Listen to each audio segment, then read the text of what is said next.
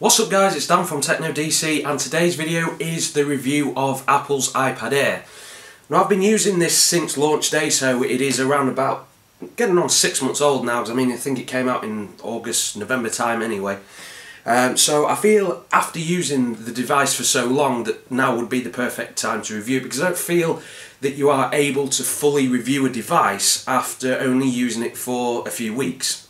So as I said, this is quite a few months old now and I have no complaints. It's fair to say that I think it is a fantastic device. Coming from an iPad 2, it is a huge upgrade, and I would certainly urge anyone from any previous iPad generations to go out and purchase one of these.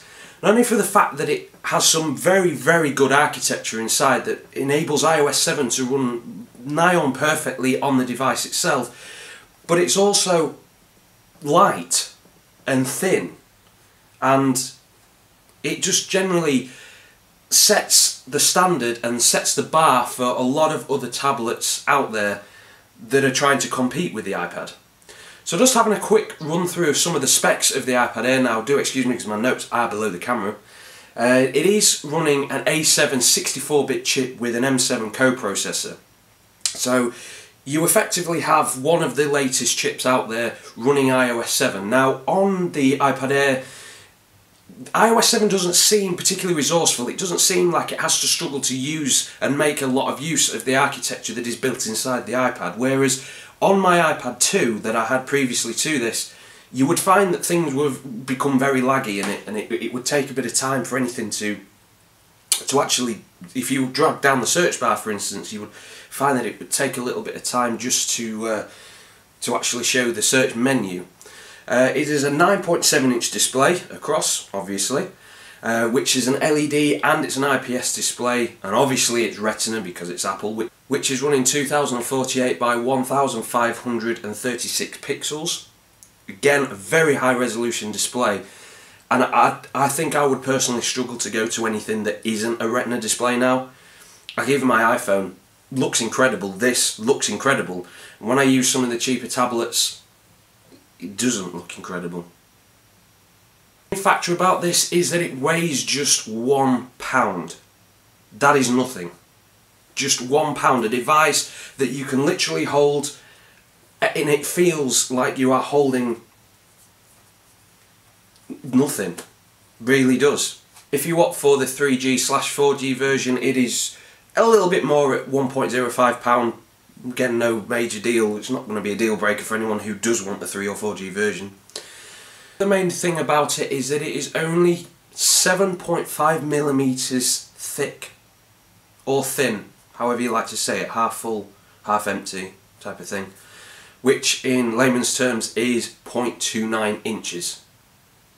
A tablet that is just that thin.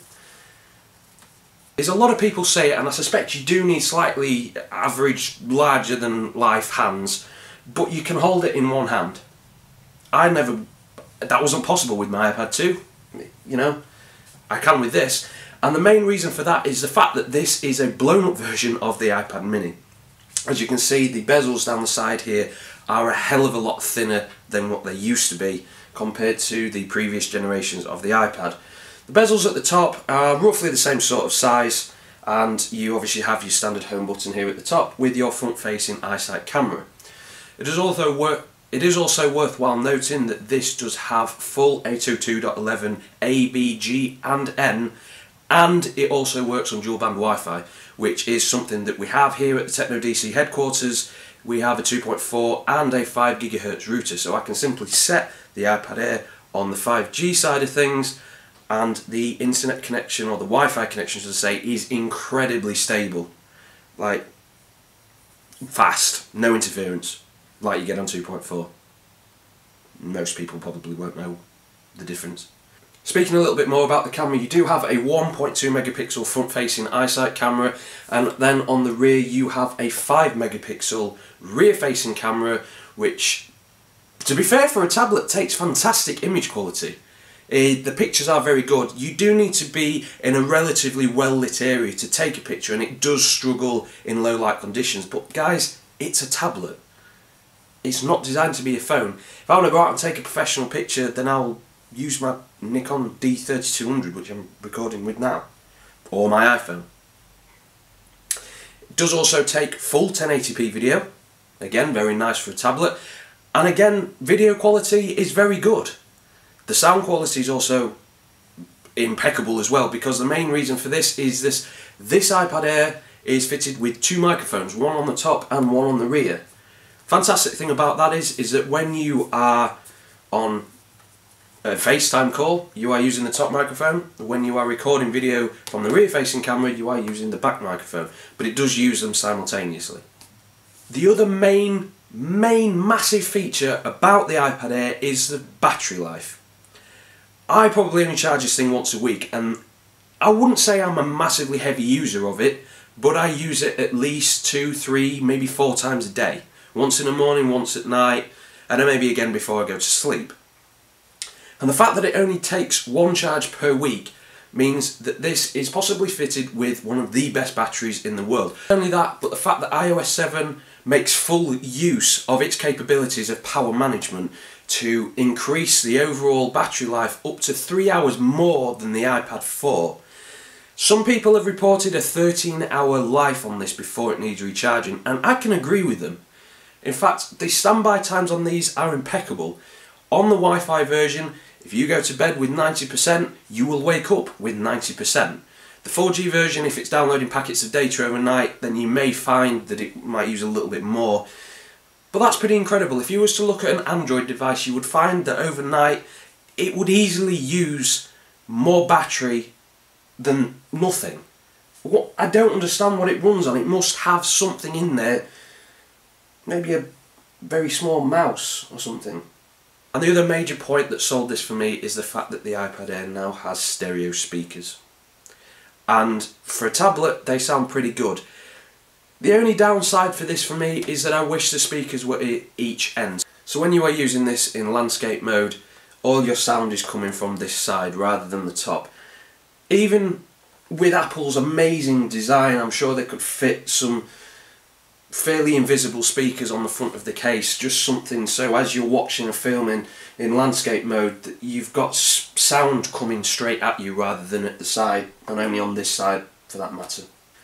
So now we've run over the facts of the iPad Air, what are my opinions?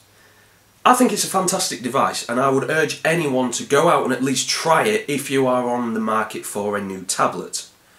Yes, compared to a lot of Android devices, and I mean there are a lot of Android tablets out there now, it is expensive, but it's an Apple product.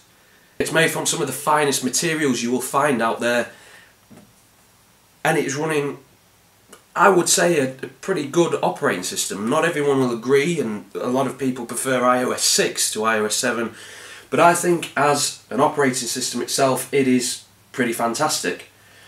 I use the YouTube app probably the most on this to keep up to date with all my subscriptions, and I can't complain. The one downside and negative point that I do have for the iPad Air is the fact that on Apple's quest to get everything so much thinner, it sounds hollow. Like when you're typing on it, it's very loud. So if you're kind of laying in bed at night in kind of portrait mode or whatever, typing an email or iMessaging someone, browsing the web, whatever you might do at night, you know, it's very loud. The screen is loud compared to the previous generation of iPad, and my iPad 2 certainly didn't suffer from that, and I'm pretty sure the iPad 3 and 4 and even the first generation for that matter probably didn't suffer from it either. Overall, I think the iPad Air is a humongous step for Apple. What I would like to see in the future iPad? Definitely Touch ID. You could have a whole family of people just using one iPad and it could load into different profiles. For instance, like a Mac or PC does, you have different users on here. You could do the same with an iPad and only they could get in because they're using their fingerprint or whatever other bodily part you would like to put on the Touch ID. Would I like Apple to go any thinner with it? No, because on their quest for thinness, eventually there is going to come a point where this thing will probably just snap in half. I think that the quality, the way that the buttons are at the side and on the top, they're machined just so they're so precise that they fit in the slot that they designed to go in, and they don't wobble, and it's just overall a very quality product, and I couldn't imagine personally going to any other device now, and I will definitely be sticking with the iPad for the foreseeable future. But it will be very interesting to see what Apple put in its 6th generation of iPad. As I said, definitely guarantee the Touch ID on the home button. We'll definitely get a bump in specs. Whether they could take the Retina display to even higher resolution, who knows? We'll just have to wait and see. As always guys, thank you very much for watching, your continued support and just general likingness of me, if likingness is even a word, I'm incredibly grateful for, like eternally grateful. If you enjoyed the content that you're watching now, don't forget to hit the subscribe button below. I will post a link in the description where you can go ahead and buy the iPad Air. But other than that, I shall see you in my next video, which I believe is the review of the Sonos Play 3. Stay tuned for that. Lots of edity things.